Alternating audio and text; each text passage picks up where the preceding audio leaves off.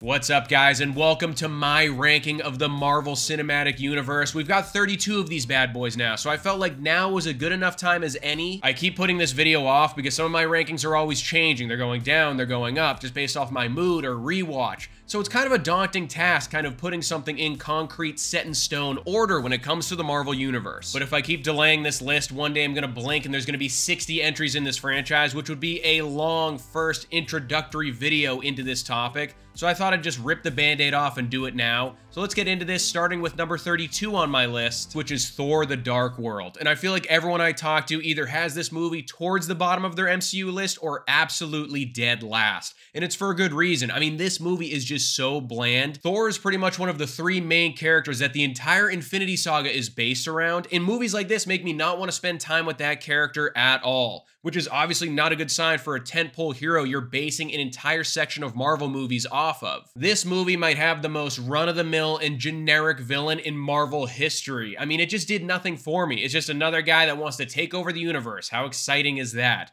And this villain kind of is a euphemism for this entire movie as a whole. I always say the worst insult you can give a film is calling it boring, because I mean, even if a movie is bad, you can still get some pretty decent entertainment out of it. Thor: The Dark World is pretty much like eating grilled chicken for dinner. I mean, no spices, no herbs, no sauces, just a naked piece of grilled chicken. You pretty much forget what you're eating while you're eating it. Coming in at 31 is Captain Marvel, and this is just one of those Marvel movies where I feel like I have no desire to ever revisit it. I mean, I've seen it once, and that is enough for me. I've just never found Captain Marvel to be that likable of a character. And I mean, if we're talking about a superhero movie where I can't connect with the main character, you've already kind of lost me from the start there. We know this was supposed to be a kind of fish out of water tale where we're learning about and exploring this new civilization the same time the main character is, but it honestly felt like Brie Larson, the actress, was just on a different page than the production team. Her performance just didn't really seem to match the overall goal and vibe of the movie. To make matters worse, we haven't even seen this character in another standalone project since her introduction. So I can't even look back retroactively and be like, okay, we got movie 2 and movie 3. I can see where she started out, all of her character growth and what they did with her arc.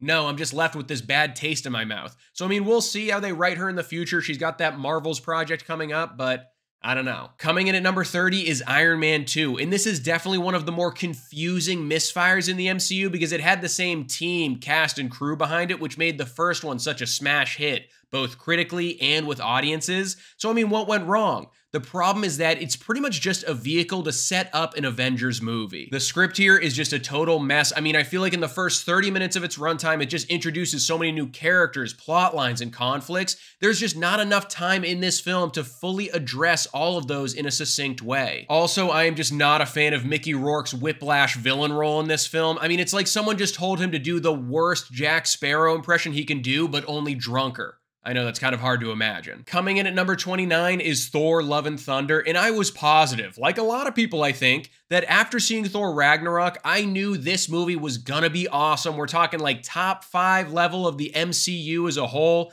Taika Waititi came into this franchise, did such a good job doing a 180 with this character. He made Thor funny, he made him entertaining, something that I think he was really lacking from those first 2 films. And then I saw the movie.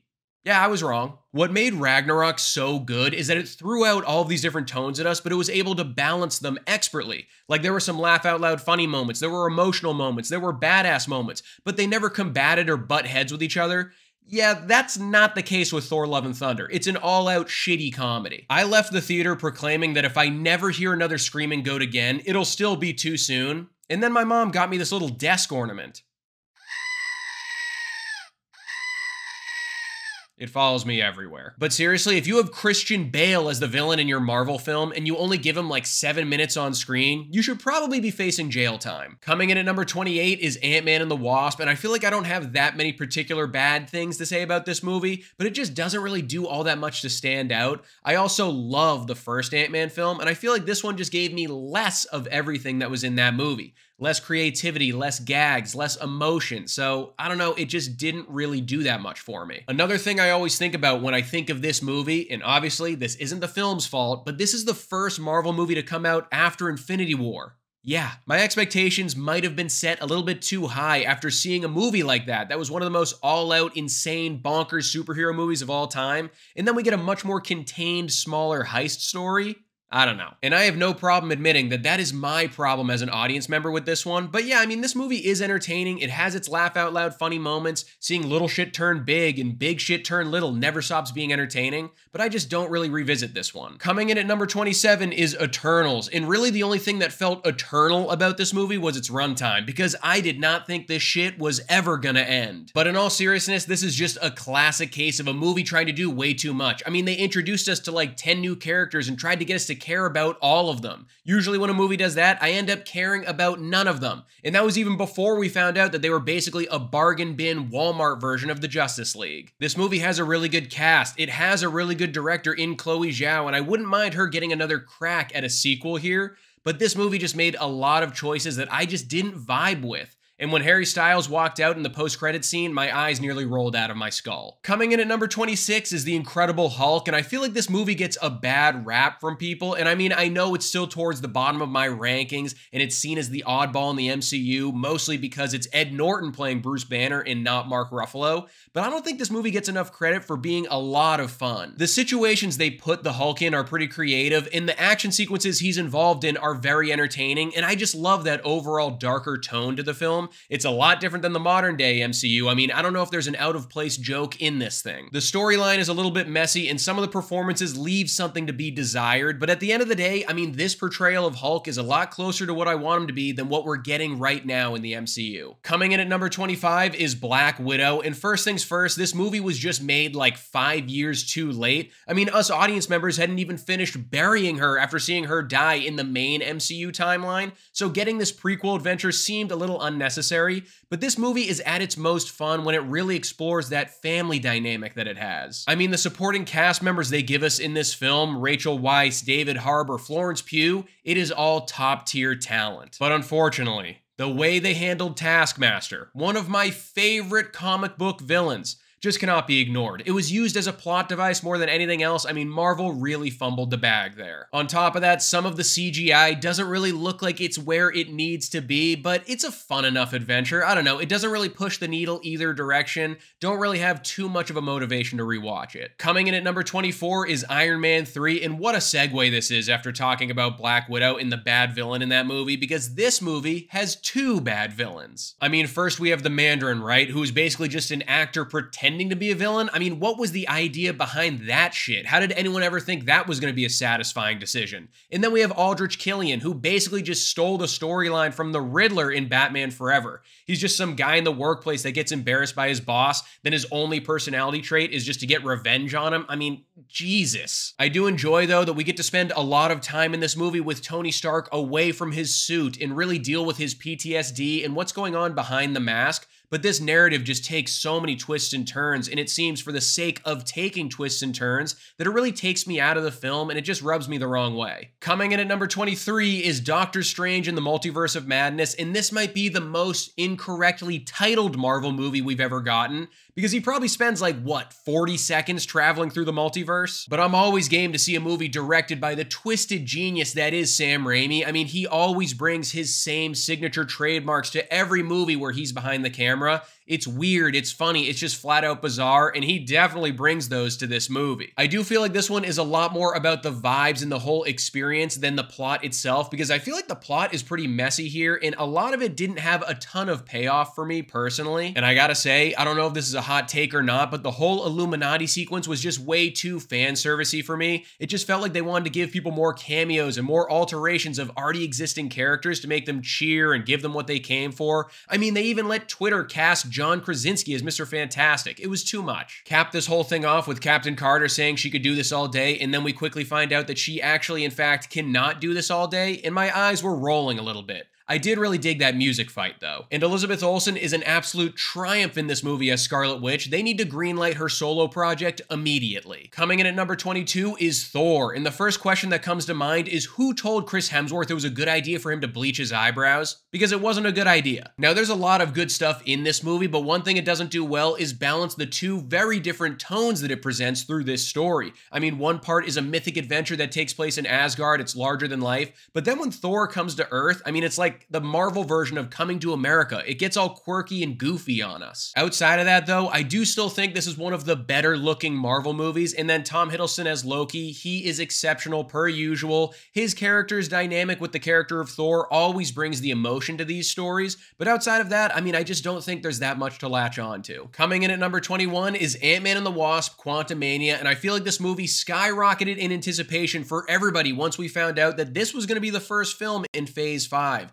Not only that, but we were getting introduced to the new big bad, the new Thanos of the next chapter of the MCU, Kang the Conqueror. It also felt like Ant-Man was overdue for his biggest and most cosmic adventure yet, promising a very emotional and entertaining experience. So did it deliver on all of those things? I mean, I've seen some people describe this one as a Saturday morning cartoon, and I do think that's a pretty good way of explaining it. Like, it's a wacky sci-fi adventure with a world unlike our own. It's very entertaining, but then it ends, and you don't really feel anything. But then you're probably ready for another helping. If you like your sci-fi and you like it weird, you'll probably enjoy this movie more than most. I mean, I'm talking weird like if the guys that like to hang out in the Star Wars cantina had a baby with Floop's Fooglies from Spy Kids, that kind of weird. But I dug it. On the negative side though, I didn't really love the way they balanced some of the characters in this film. Like, I didn't love the way Cassie Lang was portrayed and what they had her doing during the film. And then on the other hand, I don't think they had any idea what to do with Evangeline Lilly and Michael Douglas. I also think they kind of shot themselves in the foot when it came to the high stakes of this movie. Like, towards the end of the film, when Kang and Ant-Man are facing off and the portal breaks, preventing him from getting home,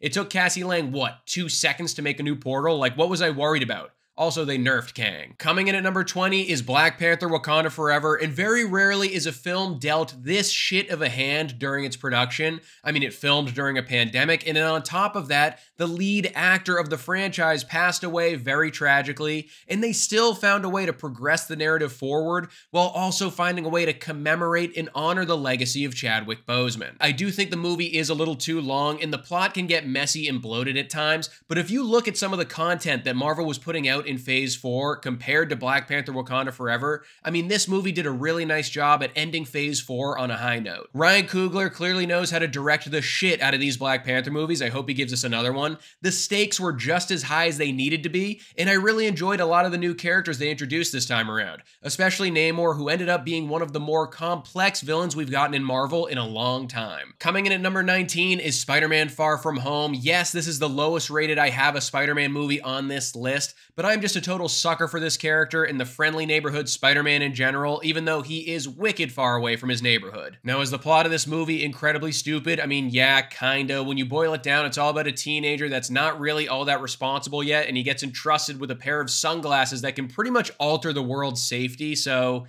yeah, it's not that great in the writing department. But the character of Peter Parker and Spider-Man are always just so relatable and fun, and if you know me at all, you know that I love watching Jake Gyllenhaal cook. And as Mysterio, boy does he cook. This movie is at its most fun and entertaining when both of them are sharing the screen and have a good banter and during all of their action sequences. I mean, this is a popcorn movie through and through. I'd probably have this movie ranked lower if there weren't already other movies in the MCU that develop and progress Spider-Man's story better, but since there already are, I mean, I'm just able to sit back and have a fun time with this one. Coming in at number 18 is Avengers: Age of Ultron, and when you compare this one to the original Avengers film, I feel like it just shows you that bigger isn't always better, but it can still be pretty good. This one has actually grown on me a decent bit after some more rewatches, and I actually think it's becoming one of my most underrated MCU movies. And a big part of that is James Spader's performance as the villain Ultron in this movie. I mean, I think he is one of the best villains we've ever gotten in a Marvel movie. He just comes off as so threatening and imposing,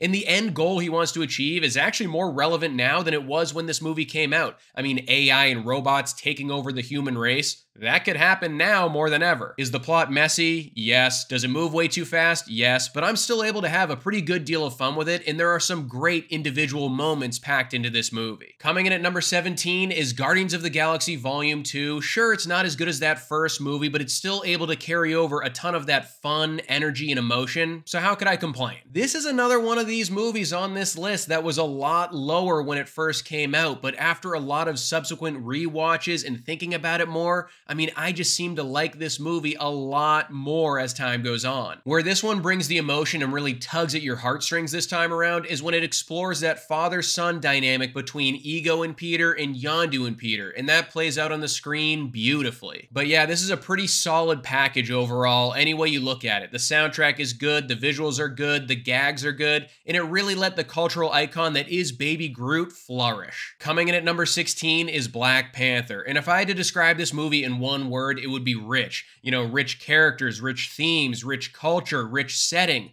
All of that culminates to create a really nice and thought-provoking superhero movie experience. Chadwick Boseman is able to embody the role of T'Challa and Black Panther so well, but I love Michael B. Jordan as Eric Killmonger in this movie. He just plays a really good layered villain where you don't agree with how he goes about a lot of the stuff that he does, but you still kind of want to see what he's going to do next. This is still one of the best directed Marvel movies we've ever gotten, and it definitely has one of the clearest visions as well. Ryan Coogler just proves that he is a force to be reckoned with whenever he's behind the camera. Coming in at number 15 is Doctor Strange, and this is probably the closest thing we're ever going to get to a Christopher Nolan directed Marvel movie, because the visuals are just off the wall bonkers in this film. I mean, yeah, this movie definitely still suffers from problems around the predictable Marvel formula, but it's just so interesting and entertaining watching a character like Stephen Strange, who's this pompous and arrogant surgeon. He gets knocked down a peg and finds himself in a very dark place in his life, and he's able to find the strength within himself to transform into one of the characters we now know and love as Doctor Strange. When it comes to the performances, I mean, Benedict Cumberbatch is another one of those goated casting choices by Marvel. I really think he embodies everything about this character perfectly,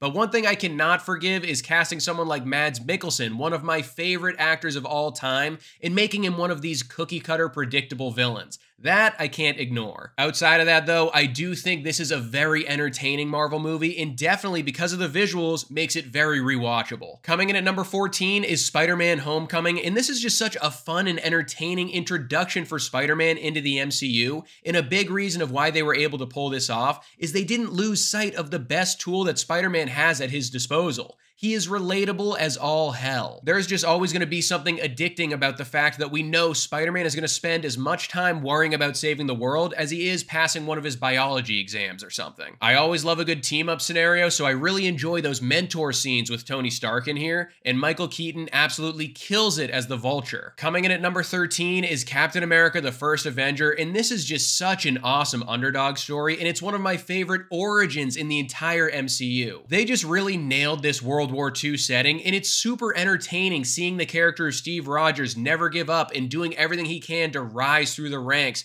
and eventually becoming the icon we know him as today. Now, when the story strays away from that and focuses a little bit more on the Red Skull, it definitely gets a little bit more muddled and sporadic, but other than that, I mean, just following this character, Steve Rogers, I find to be such a fulfilling and satisfying experience. Captain America has been my favorite Marvel character for a very long time, so I was pumped to see how well he was portrayed in this origin story, so I knew they were laying the foundation well from the start, and he was only going to grow into a better character as time went on. Also, Chris Evans, fellow Boston guy, so you know I have no complaints there. Coming in at number 12 is Ant-Man, and I feel like everyone was a little bit skeptical when we heard that Paul Rudd was getting cast as an Avenger. I mean, obviously, everybody loves Paul Rudd, but it just seemed like a strange concept. I had to admit, I didn't have a ton of experience with the character of Ant-Man.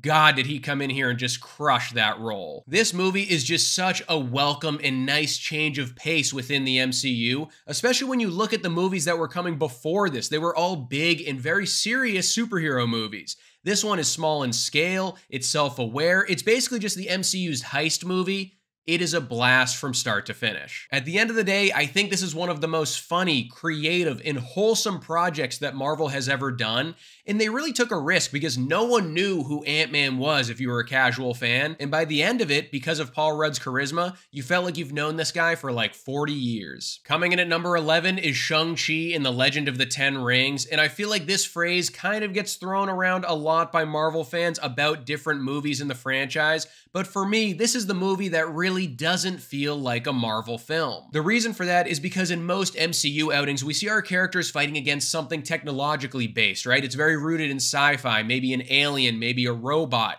But in this movie, It's very mythologically based. They're fighting against dragons, and I love that. Now, one thing you can't ignore when you talk about this movie is the fight sequences. It has some of the best fight sequences I've ever seen in a Marvel movie. It has awesome hand-to-hand combat, weapon-based combat, you name it, it's all in here, and it is so visually stunning. This movie just does so much stuff right, especially with that villain role. Here's Marvel again exploring that father-son, child-parent relationship, and it really adds a nice sophisticated layer to our main character's struggle. But the most surprising thing this movie was somehow able to pull off was redeeming the Mandarin character in Iron Man 3. I hated that character. I never wanted to see him again in another Marvel movie, and now after this movie, I love the guy. Coming in at number 10 is Guardians of the Galaxy Volume 3, and this entry proves to me that movies really are magic because it had the power to put a pit in my stomach and have me crying over a CGI raccoon. These Guardians movies always bring such an insanely high level of entertainment, heart, and fun to them. I mean, no one wanted to say goodbye to this group of heroes. Even people that don't really enjoy the MCU as a whole usually love these Guardians movies, and for the right reasons. And everything you like about this band of characters is here yet again in this final entry in the trilogy. This cast continues to just work together effortlessly. I mean, I keep saying that even if you took all of them and put them together in a 1920s silent film,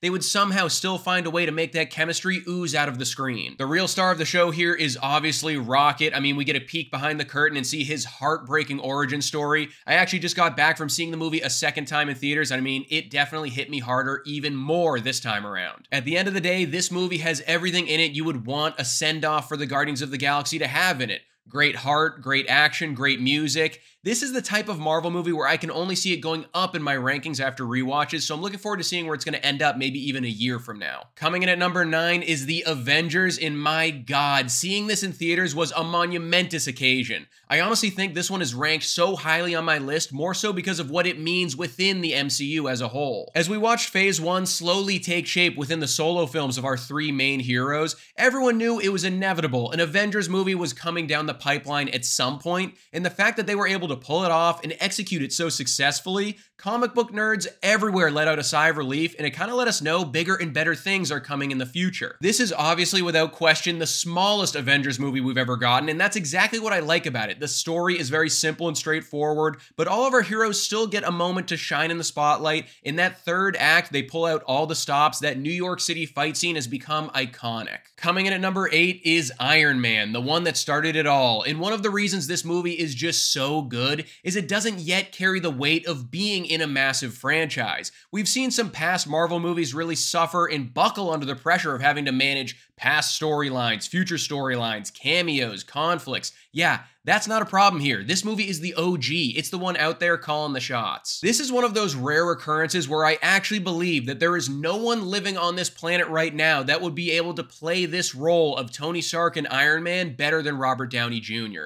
He's just able to bring such an effortless level of charisma to the screen. He displays all of his character's flaws, but still makes him likable and you want to root for him. I mean, this is just creme de la creme levels of superhero casting. I really never see this movie falling out of my top 10 in my Marvel rankings. I mean, the entertainment factor is through the roof. The action set pieces are awesome, and I still think the visuals look top notch. This is the perfect film to kick off a saga like this, and I'll never forget walking out of the theater after seeing it, just fantasizing about what the hell is gonna come next. Coming in at number 7 is Spider-Man No Way Home, and this movie is just such a great example of a film that is layered in fan service and nostalgia that is still able to find a way to push the narrative and character arcs forward. Even though the setup of the plot is pretty flimsy and it really only exists to get all three of these Spider-Men together in the same place at the same time, once that does happen, there's a lot of emotion, there's a lot of conflict, and it's just entertaining as all hell. I'm a diehard Tobey guy through and through, so I was absolutely losing my shit seeing him back on screen in the spandex. But the fact that this theater experience was able to rival that of something like an Endgame or an Infinity War just shows how much people absolutely love this character, and this will definitely go down as one of the best theater experiences I've ever had in my entire life. Coming in at number 6 is Thor Ragnarok, and even though I have some choice words to say about Love and Thunder, I will always be grateful to Taika Waititi for giving us this film. He just just understood the assignment perfectly here. He took a character like Thor, who was pretty much on life support as far as I'm concerned,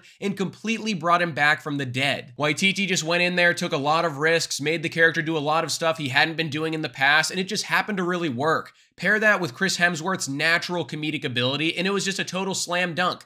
This character of Thor was one of my least favorite in the entire MCU. This movie alone shot him up to being one of my favorites. This film just hits on so many different angles for me. It's funny, it's entertaining, it's very rewatchable. It pretty much has the Hulk going back to being a rage monster again. It has a great villain in Cate Blanchett, and there is still a ton of fun Loki action to be had. Coming in at number 5 is Guardians of the Galaxy, and I really feel like this film just has a way of transcending the vibes of the MCU. Like, you could meet someone on the street that says they hate all of the Marvel movies, and they'd still be like, I mean, I love Guardians of the Galaxy, obviously. This film showcases just how insanely talented James Gunn is as a movie director here, because he's able to take this ragtag group from a very obscure comic that not a lot of casual fans even know exists, and put them not only into a smash hit of a movie, but turns them into a household name. Making this movie was definitely a massive risk on Marvel's part. I mean, 2 of the main characters are a snarky raccoon and a walking, talking tree, so it's kind of mind-blowing that they were able to pull this one off to this degree. Kinda hate that that rhymed, but we're keeping it in there. This movie just has absolutely everything you could possibly want in a big blockbuster superhero movie.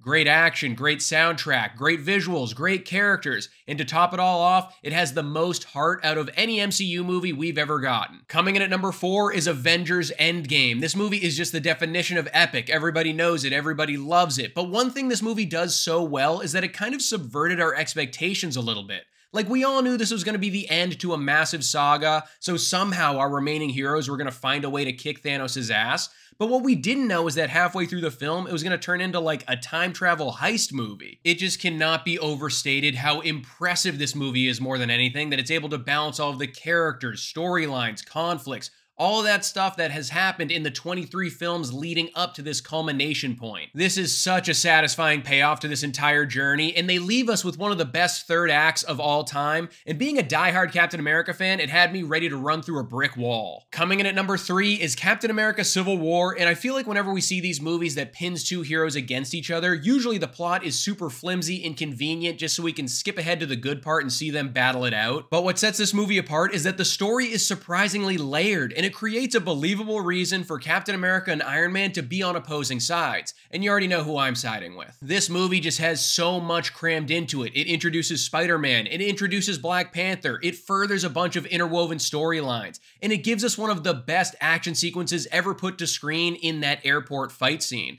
I could watch Ant-Man go jumbo and toss guys around like a rag doll all damn day. Coming in at number 2 is Avengers Infinity War, and this movie really just feels like such a reward to the fans after years and years of movies leading up to this massive event. Like, I already love so many of the standalone MCU projects already, but seeing your favorite characters interact with one another and fight side by side, I mean, it just made paying attention to this saga so much more worth it. Thanos is out here strutting his stuff this time around and gives you absolutely everything you could possibly want in an epic movie villain. He's larger than life, he's a force to be reckoned with, and he's gonna stop at nothing until he completes his goal. Pair all of that with a final act that left me with my jaw on the floor and dying to know what's gonna happen next, and it was clear that they pulled off the best large-scale superhero team-up movie of all time. Coming in at number 1 is Captain America: The Winter Soldier, and this movie is so spectacular because it showed me that Marvel movies can be more than just superhero films. Take away Captain America's shield, and this is a drop-dead political thriller spy movie from front to back. It's got double crossings, it's got disguises, it's got secret government deals. This is basically what would happen if you gave Jason Bourne blue spandex. The reveal of Bucky Barnes being the Winter Soldier holds some real emotional weight to it too. Like, now that's the only link Steve Rogers has to his old life that was taken away from him way too soon. Not to mention that the fight sequences in this movie are some of the most entertaining out of any action movie I've ever seen.